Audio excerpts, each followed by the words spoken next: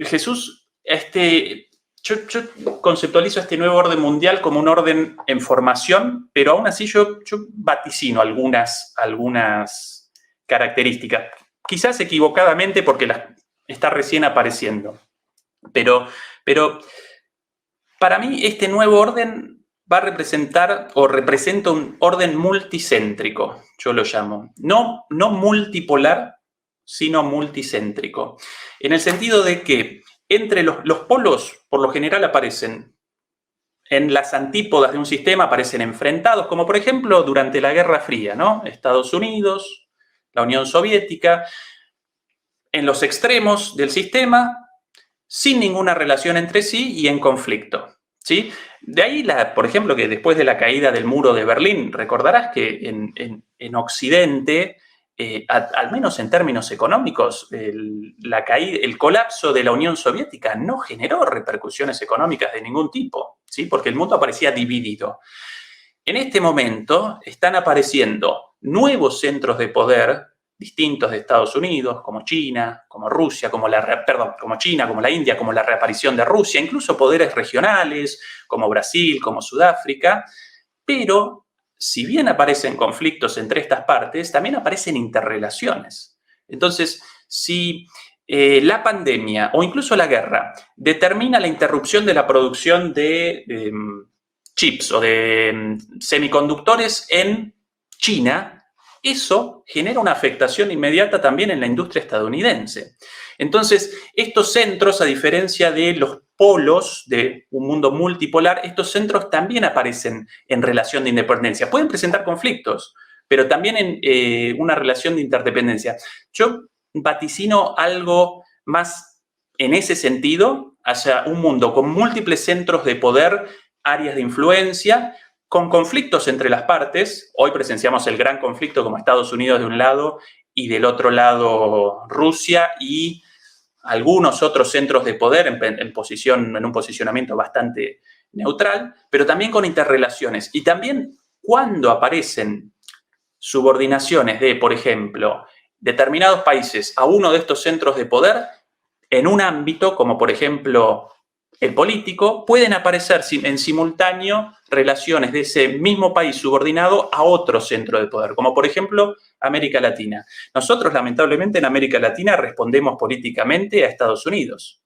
Yo naturalmente lo rechazo, vos seguramente también, pero ese es el ordenamiento lamentable de nuestros gobiernos latinoamericanos. Sin embargo, desde hace tiempo, el principal socio económico de América Latina aparece en la China.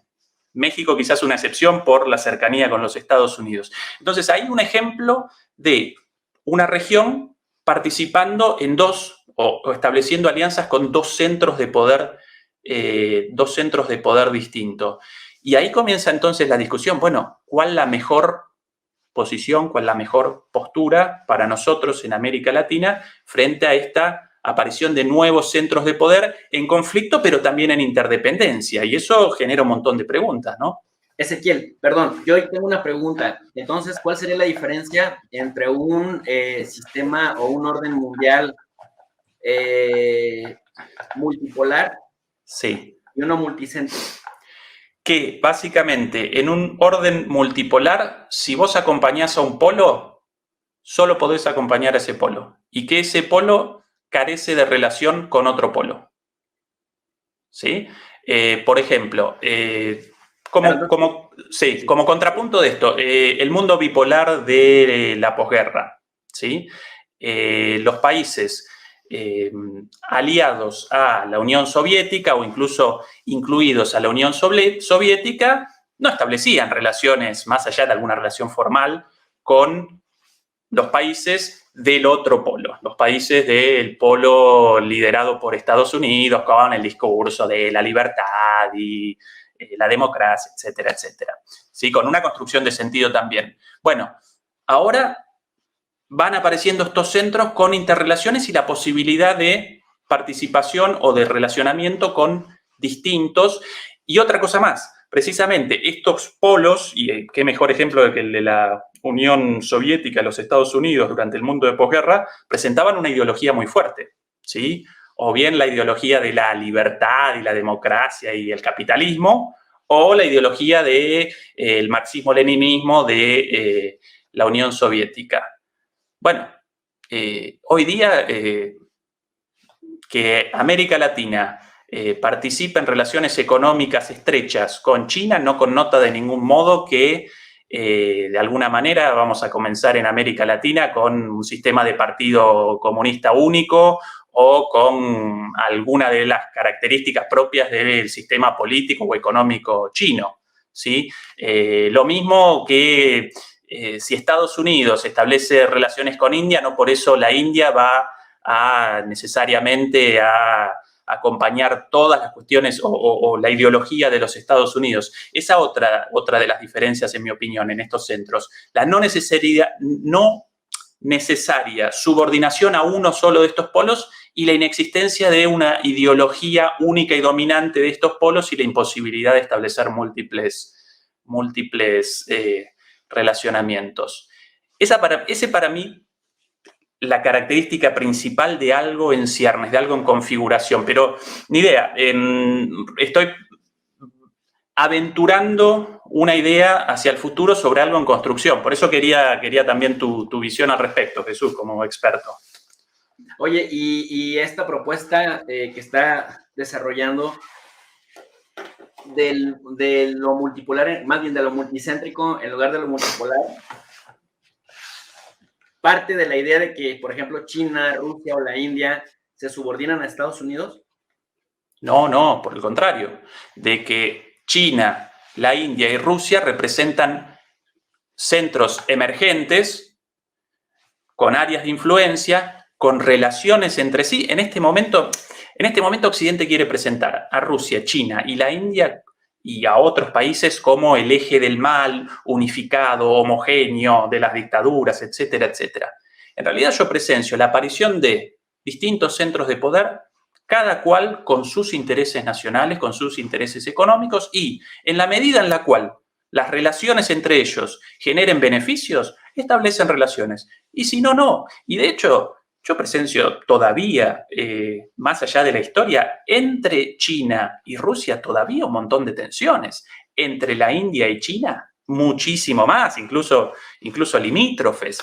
Entonces, no, subordinadas a Estados Unidos, no. Por eso lo de multicéntrico, múltiples centros de poder, ¿sí? Claro, con países sí más pequeños, quizás estableciendo relaciones, pero con la posibilidad de distintos relacionamientos con distintos centros de poder en distintos ámbitos, una cosa lo político, otra lo cultural, otra lo económico, y sin una ideología necesaria. Si yo quiero comercio con China, bueno, no debo acompañar la doctrina del Partido Comunista Chino. Y si quiero establecer relaciones con Estados Unidos, puedo muy bien también el día de mañana realizar un acto con Putin si eso ayuda al interés de mi país. Para mí, el único hasta ahora, de alguna manera, respondiendo a este nuevo orden o con una actitud coherente a este nuevo orden, aparece en Turquía, con Erdogan.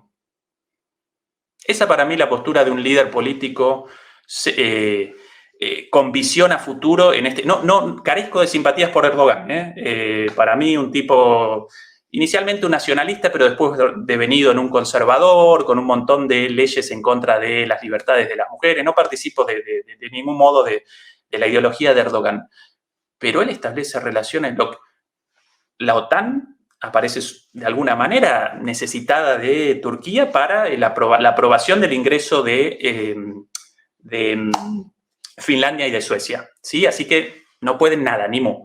Ucrania necesitada de Turquía por la cuestión de la exportación de grano a través de los puertos, del acuerdo sancionado por Turquía, básicamente.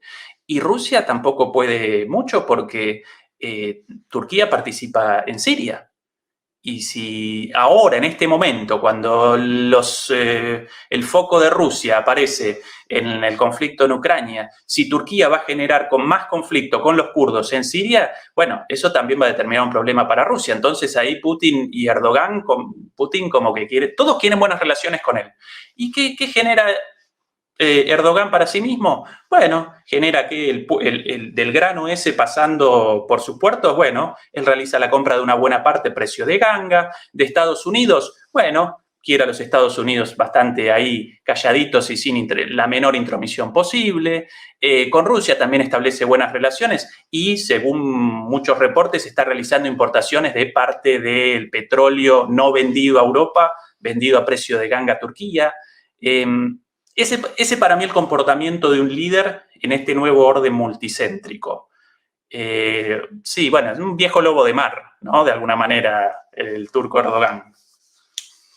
Sí, aquí también hemos hablado mucho de Erdogan, ya lo decías tú, un viejo lobo de mar, un gran camaleón que se pone el color del ambiente en donde se encuentra, y también como un maestro malabarista, ajedrecista de la Realpolitik, en donde va primero el pragmatismo antes que los principios. Le sacó ventajas, como bien lo dices, a la OTAN en el tema y a la misma Finlandia y a Ucrania. Me parece que los deja en vergüenza cuando se habían autoerigido como los emblemas principales del asilo político y de la protección de aquellos perseguidos porque violaban sus derechos humanos, y bueno, pues ahora tuvieron que claudicar para entrar a esta idea otanista sin tomar en cuenta, por ejemplo, a sus pueblos, que ya lo pagó la primera ministra de Suecia, y que probablemente después también le cueste el cargo a la de Finlandia. Y esto que mencionas también, esta capacidad que tiene este señor para estar frente a Zelensky diciendo Rusia tiene que devolverle Sebastopol y Crimea a Ucrania, y luego se va y se toma del brazo con Vladimir Putin y dice Rusia no la subestimen porque la Europa se puede llevar una gran sorpresa con este líder Putin que tenemos aquí enfrente, negocia el tema del grano, ¿no? Con los rusos, negocia también el tema de armas con Estados Unidos. Y otra cosa, lo único que creo que le puede dificultar, estimado Ezequiel, a Erdogan, esta lucha visceral que mantiene con Grecia por las islas del Egeo, que hace poco hubo un evento disruptivo ahí, que incluso Francia volvió a tomar posición y dijo que le recordaba a Erdogan que hace un año, en 2021, firmaron un acuerdo de cooperación militar, y la verdad es que está bastante loquísimo el asunto, porque si ya Grecia forma parte de la OTAN, Francia forma parte de la OTAN, bueno, pues ya tienes ese acuerdo militar, y si le pegan a un aliado, pues todos los demás responden. Pero Francia firma un acuerdo bilateral de defensa militar con Grecia, pensando en Turquía, para disuadir a Turquía de que no se meta con Grecia. Y Grecia ha también desarrollado un presupuesto militar, o sea, con una inflación enorme, un nivel de pobreza también bestial, un nivel de desempleo tremendo, pero eso sí, no le tocas un pelo al presupuesto militar, por el contrario, hasta lo aumentas para contener esta amenaza turca. Y Erdogan por ahí diciendo también, calentando un poco el avispero o moviendo un poco el avispero, diciendo que pues los griegos no se iban a llevar una gran lección si seguían provocando a Turquía y le iban a dejar claro quién mandaba en el Egeo. En fin, estos relatos que después te digo tienden a subordinar las prácticas sociales y las capacidades materiales, sobre todo sin importar que las condiciones de pobreza estructural en sus sociedades se mantengan y se arraiguen todavía más, pero ellos alegremente le meten más al presupuesto militar por islas en donde ni siquiera, de las que ni siquiera van a tener beneficios económicos, es más el tema del ego. En 2000... Para mí ahí Jesús, ese representa un ejemplo excelente, paradigmático de esto de las tensiones dentro de este nuevo orden multicéntrico, incluso dentro de supuestamente uno de los centros de poder, el centro de la OTAN. Las tres partes ahí accionan a partir de sus propios intereses. Lo de Francia, efectivamente, Francia, ¿por qué acompañaba la postura de Grecia? Porque quería la venta, no recuerdo si de submarinos nucleares o de buques nucleares por algo así como 10.000 millones de euros, cuando en Grecia carecen de los fondos para el financiamiento de los hospitales directamente. Así que, ¿por qué el interés de Francia de ayudar a los griegos ahí? Por la venta de armas. ¿Qué quiere Grecia? Bueno, Grecia quiere la protección de su límite, de sus islas, de su frontera. ¿Y cuál es el negocio de Erdogan, el más vivo de todo esto? Bueno, como ahora la OTAN no puede lloriquear mucho porque quiere el apoyo de Turquía para el ingreso de Finlandia y de Suecia, bueno, ahora sí puede generar tensión con Grecia, ¿sí? Y la OTAN calladita la boca, no puede otra cosa. Otra de las grandes, de las acciones o de las movidas de Erdogan, esto de bueno, ustedes quieren la aprobación del ingreso a la OTAN de Suecia y de Finlandia. Bueno, entonces yo quiero los quiero a los exiliados kurdos. ¿Sí? Ese es el problema, el interés de Erdogan de ahí. El conflicto con los kurdos, quienes quieren el estado de Kurdistán, un estado independiente y demás. Hay un ejemplo de tensiones dentro de la misma OTAN, ¿no? Recién de alguna manera presentábamos las tensiones entre India y China, Rusia y China, más allá de esta alianza actual. Bueno, del otro lado también aparecen tensiones. Entonces, este nuevo orden para mí va a estar caracterizado por muchísima complejidad, por idas y vueltas, por pragmatismo, por realpolitik, como vos muy bien la llamabas. Ese para mí, hacia ahí aparecemos encaminados.